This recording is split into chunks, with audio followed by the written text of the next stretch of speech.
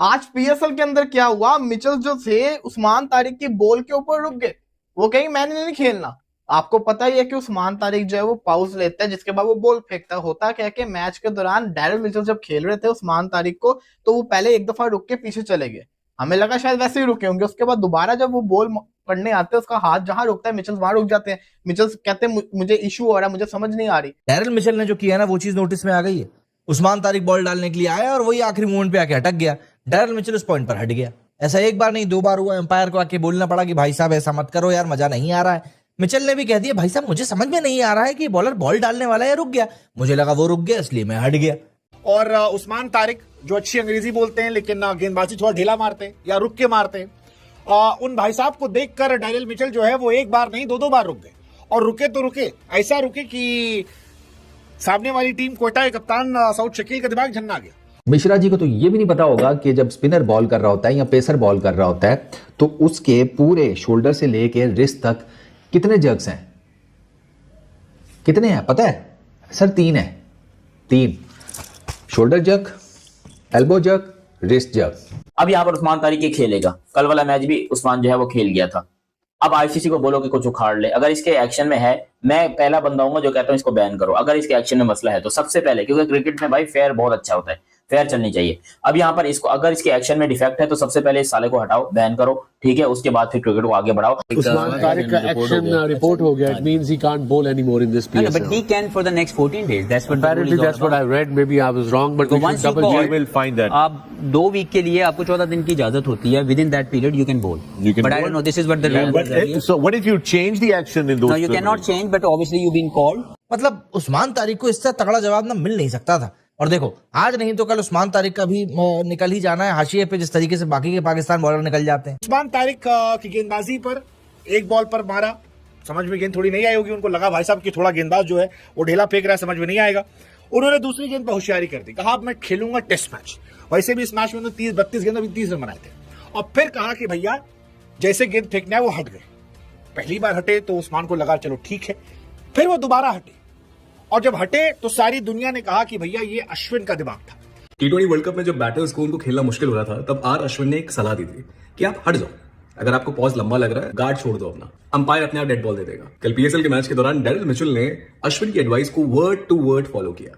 उस्मान तारिक ने बॉल डाली, Mitchell pedal SVEEP करने गए, बॉल ठीक से बल्ले पे आई नहीं, मिचेल फ्रस्ट्रेट हो गए। फिर दूसरी बॉल के लिए जैसे ही उस्मान तारिक ने अपना एक्शन लोड किया, वो पॉज लिया, मिचेल हट गए, कहते मैंने खेलना ही नहीं ऐसे। अंपायर्स को लगा, उन्होंने कॉल किया। अब इसकी सारी ये जो कैलकुलेशन है ये बायोमैकेनिकल टेस्ट के थ्रू होगी। वहां पे अगर ये 15 डिग्री से कम है ड्यूरिंग दैट पीरियड जो मैंने आपको बोला horizontal to release a ball, तो ही कैन बोल। अगर ये एक्स्ट्रा है तो फिर इनको अपना रीमॉडल करना पड़ेगा। अभी उन्होंने रिसेंटली वीडियो किया है उस्मान तारिक के ऊपर, सीधा सीधा कह रहे हैं बट्टा बॉलर है, बट्टा बॉलर है। आपके पास क्या अथॉरिटी है कि आप उस्मान तारिक को बट्टा बॉलर कह रहे हैं? पहली चीज, प्रूफ क्या है, टेक्निकल पॉइंट्स क्या हैं आपके पास कि आप उस्मान तारिक को बट्टा कह रहे हैं? अरे ससुर का नाती ढेला फेंकत रही, एक पकड़ो ससुरे को, एक हाथ चौक करत रही, ससुर के धर के लाओ यहाँ, ये पटको यहाँ जमीन पे, हम के ऊपर लगते रख के हत्थी मारेंगे ना तो कोनो मोनो टूट जाएगा इसका। ऐसा इंडिया के बहुत सारे रिपोर्टर्स कह रहे हैं मेरे भाई लोग कि ये तुम्हारा जो लड़का है उस्मान तारिक, एक धरो, एक बॉलिंग के अंदर जो है ना एक्शन के अंदर थोड़ी सी गड़ी बड़ी है, थोड़ा सा। अरे भैया ये देखो हाथ जुड़े। आज पीएसएल के अंदर क्या हुआ, मिचेल जो थे उस्मान तारिक की बॉल के ऊपर रुक गए। वो कहीं मैंने नहीं खेलना। आपको पता ही है कि उस्मान तारिक जो है वो पाउस लेता है, जिसके बाद वो बॉल फेंकता है। होता क्या है कि मैच के दौरान डैरेल मिचेल जब खेल रहे थे उस्मान तारिक को, तो वो पहले एक दफा रुक के पीछे चले गए। हमें लगा शायद वैसे ही रुके होंगे। उसके बाद दोबारा जब वो बॉल पढ़ने आते हैं, उसका हाथ जहां रुकता है मिचेल वहां रुक जाते हैं। मिचेल कहते हैं मुझे इशू हो रहा है, मुझे समझ नहीं आ रही। अंपायर आता है, उसको समझाता है तो देखो यहाँ पे इशू नहीं बनता, क्योंकि उस्मान तारिक जो है उसका एक्शन आईसीसी ने पास किया हुआ है और ये उस्मान तारिक के साथ होना था। मैं तो वेट कर रहा था किस दिन ये वाला सीन होगा। अब यहाँ पे उस्मान तारिक की गलती नहीं है। आपको मैं सिंपल एक एग्जांपल देता हूँ। इंडिया वर्सेस पाकिस्तान से मैच से पहले सारे इंडियंस क्या कह रहे थे, इंडियन टीम को रुक जाना चाहिए, उस्मान तारिक को खेलना नहीं चाहिए। लेकिन यहाँ पे इंडियन टीम की क्वालिटी बनती थी कि वो प्रैक्टिस कर आए। उन्होंने उस्मान तारिक को खेला और बड़ा अच्छा खेला। डैरेल मिचेल जो इशू क्रिएट कर रहे थे, उनका इशू क्रिएट करना बनता नहीं था, उनको खेलना चाहिए था, क्योंकि उसको आईसीसी ने पास किया। उसका एक्शन बिल्कुल ठीक है, उसका जो पाउस है वो नेचुरल है और कंसिस्टेंट है, एक ही आगे पीछे नहीं है, कहीं 3 सेकंड कहीं 2 सेकंड ऐसा नहीं है। जो उसका पाउस है उतना ही पाउस है। इंडिया के एक यूट्यूबर है, क्रिकेट के ऊपर बात करते हैं, बाकी मुद्दों के ऊपर भी, शुभांकर मिश्रा। मिश्रा जी जो है ना बेसिकली सोफिस्टिकेटेड चवल किस्म के आदमी है। उनका एसेंस ये है कि जो भी उनके शो में गया है ना, वो फिर जिसे कहते हैं उसकी ज़िंदगी में क्लैश ही आया है। वो मोहल्ले की वो वाली माई है कि वो जिसके घर में जाती है उधर तलाक ही होती है।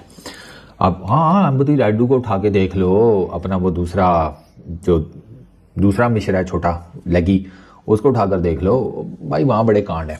तो दोस्तों जैसे कि PSL चल रही है, पाकिस्तान सुपर लीग जिसको कहते हैं फटी सलवार लीग, वो चल रही है। उसके बीच में कहते हैं उस्मान तारिक जो बट्टा बॉलर था इनका पाकिस्तान का, कहते हैं वो वर्ल्ड कप में तो जैसे से बच गया। लेकिन डेरिल मिचेल आपको पता है कितना संकी आदमी है, कितना आकड़ू आदमी है। आपने देखा अर्शदीप के साथ उसका कैसे पंगा हुआ था। उसने क्या कर दिया, उसने उस्मान तारिक को अपने घंटे पे मार दिया है। कहने का मतलब जब वो पॉज लेता था वो पीछे हट जाता था, वो दूसरी बार फिर बॉल करने आया फिर वो पीछे हट गया। मतलब कि जब भी बॉल करने पीछे हट जाता था तो अंपायर ने उसको बोला कि आप ऐसा कर रहे हो। वो कह रहा है कि ये बंदा मेरे को कंफ्यूज कर रहा है, मुझे ऐसा लग रहा है कि ये रुक गया है तो मैं इसलिए पीछे हट जाता हूँ। क्योंकि उसको अश्विन का क्या आइडिया याद आ गया कि अश्विन ने कैसे बोला था जब इंडिया। अभी उन्होंने रिसेंटली वीडियो किया है उस्मान तारिक के ऊपर, सीधा सीधा कह रहे हैं बट्टा बॉलर है, बट्टा बॉलर है। आपके पास क्या अथॉरिटी है कि आप उस्मान तारिक को बट्टा बॉलर कह रहे हैं? पहली चीज प्रूफ क्या है, टेक्निकल पॉइंट्स क्या हैं आपके पास कि आप उस्मान तारिक को बट्टा कह रहे हैं? या जितने भी लोग समझते हैं कि उस्मान तारिक एक बट्टा बॉलर है, टेक्निकली बताएं कैसे, क्योंकि मैं तो भी आपको टेक्निकली प्रूव कर दूंगा कि नहीं है। बोलना आसान है, 4 टके के व्यूज लेने के लिए नेगेटिव बोलना कोई इतनी बड़ी बात नहीं है। सबसे पहली चीज उस वीडियो में ये भी एक्सप्लेन करते कि ये जो स्पिनर्स के बॉलिंग एक्शंस इलीगल हो जाते हैं, सईद अजमल का हुआ, सुनील नारायण का हुआ, ये कैसे हुए? 15 डिग्री रूल क्या है, ये आया कब था, इसकी इम्प्लीमेंटेशन कब हुई, इसमें स्ट्रिक्टनेस कब आई थी, जिसकी नज़र ये चढ़े, इवन ऐश अन्ना चढ़े, उनका भी थोड़ा सा मसला हुआ था। ये ज़रा थोड़ा लोगों को ना ज़रा थोड़ा टेक्निकल चीज़ भी समझाया करें, कोई नॉलेज भी देने की कोशिश किया करें। क्लीन शेव करके आके चश्मा लगाकर खड़े होकर 2 पीस पहन के वो आपने अगर चबले ही मारनी है तो इससे बेहतर है कि घर में बनैन कच्छा पहन के ये काम कर लें, आपकी पर्सनैलिटी को सूट भी करेगा। 2004-05 में ना ये इंप्लीमेंट हुआ था रूल 15 डिग्री वाला, और इसमें जो सही स्ट्रिक्टनेस आई थी ना, सही स्ट्रिक्टनेस जिसको कहते हैं, जिसकी नज़र ये सारे बड़े बड़े बॉलर चढ़े, वो 2014 में हुआ था जब रूल्स बहुत ज़्यादा स्ट्रिक्ट हो गए थे 15 डिग्री बैंड एल्बो एक्सटेंशन को लेकर। मिश्रा जी को तो ये भी नहीं पता होगा कि जब स्पिनर बॉल कर रहा होता है या पेसर बॉल कर रहा होता है तो उसके पूरे शोल्डर से लेके रिस्ट तक कितने जर्क्स हैं? कितने हैं पता है सर? 3 है, 3 shoulder jerk, elbow jerk, wrist jerk, ये 3 है। ठीक है, शोल्डर और रिस्ट ये अलाउ है, ये नहीं अलाउ।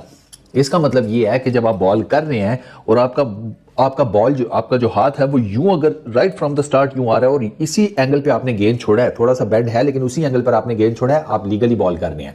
आपका हाथ सीधा आ रहा है पीछे से और आपने उसी सीधे हाथ के साथ बॉल छोड़ा, आप लीगल बॉल कर रहे हैं। प्रॉब्लम तब आता है कि जब आपका स्पेशली स्पिनर्स का जब आप बॉलिंग कर रहे हैं, हाथ अभी आपका आ रहा है तो ये जो बेंड है ना, इसमें आप जो है फ्लक्चुएशन कर रहे हैं इन टर्म्स ऑफ डिग्रीज, वहां पे प्रॉब्लम है। आप ये जो एक्सटेंशन है ना आपकी एल्बो की, इसको 15 डिग्री से ऊपर नहीं लेकर जा सकते। और ये आपको समझ तब आएगा कि जब आप यूं अपना बिल्कुल हाथ सीधा करें और इसको ना एक जीरो की लाइन समझें, ठीक है ना, हॉरिजॉन्टली जीरो एंगल के ऊपर लाइन है, तब ये हाथ जब आपका ऊपर जा रहा है ना, तब आपको समझ आएगी कि वो जो यहां पर डिग्री ऑफ वो जो है ना एंगल डिग्री 15 डिग्री का, वो आपको तब समझ आएगी जब आप यहां पर हॉरिजॉन्टली जीरो करके लाइन लगाएंगे। और मिश्रा जी को इन चीजों का घंटा नहीं पता होगा। I am pretty much sure उन्होंने बेसिकली व्यूज लेने के लिए तो उस्मान तारिक को कह दिया ना। उस्मान तारिक की तरफ मैं बाद में आता हूं। पहली चीज तो ये है कि ये 15 डिग्री का मैंने आपको बता दिया। अच्छा, ये जो आप एक्सटेंशन मेजर करते हैं, ये राइट फ्रॉम द मोमेंट होती है bowling arm reaches the horizontal position, जो मैंने भी आपको बताई है, शोल्डर हाइट के बिल्कुल, ये शोल्डर हाइट के बिल्कुल पैरेलल जब आप, ठीक है ना, यहां से आपकी वो कैलकुलेट होती है, शोल्डर हाइट के बिल्कुल पैरेलल जब आपका बाजू आता है, और until the ball is release, जब आप बॉल बिल्कुल रिलीज करते हैं उससे पहले ये कैलकुलेट हो जाता है। और ये कैलकुलेशन इतनी आसान नहीं है, पहली चीज, ठीक है। उस्मान तारिक का एक्शन रिपोर्ट हो गया, it means he can't bowl anymore in this PSL. But he can for the next 14 days. That's what Apparently that's what I read. Maybe I was wrong, but once you double bowl, check. will find that. आप 2 week के लिए आपको 14 दिन की इजाजत होती है. Within that period you can bowl. You can but I bowl. don't know. This is what the rule was. So what is if you change the action in those No, you cannot change, but obviously you've been called. अब वो जो भी action जिसकी stills के ऊपर या videos के ऊपर आपको कॉल किया गया सस्पेक्ट एक्शन के ऊपर, आपने उसी एंगल के मुताबिक अपने आप को ऑपरेट करना है during the biomechanical test. right so ये रिपोर्ट तो अंपायर्स करते हैं ना. जी अंपायर्स ने ये क्या इसमें मुझे समझ में नहीं आ रही. What देखो exactly? ऐसे बताना बड़ा मुश्किल है. कि मैंने आपको उस दिन बड़ी क्लियर एक सिंपल सी जो बताई थी कि इसकी जो मेजरमेंट है उसका एक स्टार्टिंग पॉइंट है और एक एंड पॉइंट है. उसके दरमियान में 15 डिग्री से ज्यादा का अगर एंगल आता है तो आप वो जो बैंड है जो फ्लेक्स है, अगर वो 15 डिग्री जो मैंने कहा था horizontal to release the ball, अब हॉरिजेंटल पोजीशन में इनका क्या एंगल है ये बायोमैकेनिक के थ्रू ही पता लगेगा यहाँ पे. और फिर जब ये रिलीज कर रहे हैं, अगर यहाँ पे रोक लें थोड़ा पीछे जाके जहाँ पे हॉरिजेंटल पोजीशन आती है और थोड़ा पीछे एक फ्रेम, ये यहाँ पे इनकी काउंटिंग होगी थ्रू वो लगती हैं बायोमैकेनिकल तमाम टेस्टिंग की. But it looks a pretty straight arm to me. अगर आपका बेंड है और देखें मैं ये कहना जो भी इनका एंगल यहाँ पे काउंट होगा हॉरिजेंटल पे, फिर जब ये रिलीज कर रहे हैं बॉल उसमें 15 डिग्री से ज्यादा आपका एंगल जो अगर बेंड है तो यू आर इलीगल. लेकिन अगर आप उस 15 डिग्री को एक्सीड नहीं कर रहे जो कि लिमिटेशन दी हुई है या जिसकी इजाजत है आईसीसी की तरफ से, then you are okay to bowl. तो लेकिन इसको नेकेड आई से नहीं पकड़ा जा सकता. यस अंपायर्स को लगा, उन्होंने कॉल किया. अब इसकी सारी ये जो कैलकुलेशन है ये बायोमैकेनिकल टेस्ट के थ्रू होगी. वहां पे अगर ये 15 डिग्री से कम है ड्यूरिंग दैट पीरियड जो मैंने आपको बोला horizontal to release a ball, तो ही कैन बॉल. अगर ये एक्स्ट्रा फिर इनको अपना रीमॉडल करना पड़ेगा. Misbah, what is your take on this and what does the law say about this? जी बिल्कुल सही कहा है फीस ने. Basically straightening of the arm है कि आप जो ये पावर जनरेट करते हैं ये नहीं है बॉलिंग में. जहाँ से आप शुरू करते हैं और जहाँ पे आप खत्म करते हैं आपका एंगल का जो डिफरेंस है वो 15 डिग्री से नीचे होना चाहिए. That's it. बट आपको 15 degree is pretty, I mean it's an angle, right? It's an angle. आपको लगता नहीं है 15 डिग्री, हम समझते हैं कि बहुत ज्यादा है, बहुत कम होता है. अच्छा, अगर इतना सा आपकी चीज हल्की सी बदली है तो 15 डिग्री तो यूं खत्म होती है. राइट. तो अब ये देखना ये है कि ये कॉल होने के बाद बायोमैकेनिकल टेस्ट में नंबर्स क्या आते हैं. ये कहाँ जाएंगे बायोमैकेनिकल टेस्ट के लिए? पाकिस्तान में ये इसकी लैब है. देखे ना कि मेरा इस तरह से भी बैंड है अगर हाथ में, तो ये भी पता नहीं कितना होगा, 15 से कितना ज्यादा. लैब जो है वो पीसीबी ने सेट की थी.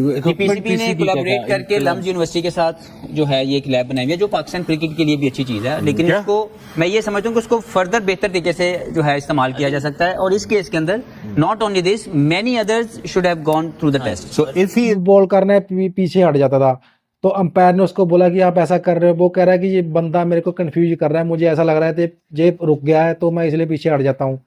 क्योंकि उसको अश्विन का क्या आइडिया याद आ गया कि अश्विन ने कैसे बोला था जब इंडियन टीम को कि आपने जब उस्मान तारिक आपको बॉल करेगा तो आपने कैसे उसके खिलाफ स्टांस लेना है. कुछ ऐसा ही हुआ. अब इसमें पाकिस्तानी वाले को मिर्ची लग रही है. इसमें सबसे ज़्यादा सुशांत मिश्रा कहते हैं जो उसने कमेंट किया उसको, तो पाकिस्तान वाले उसको बोल रहे हैं कि तुमको क्रिकेट का क्या पता या पता. लेकिन जो डैरिल मिचेल ने जो किया है उसको उसकी औकात दिखा दिया है.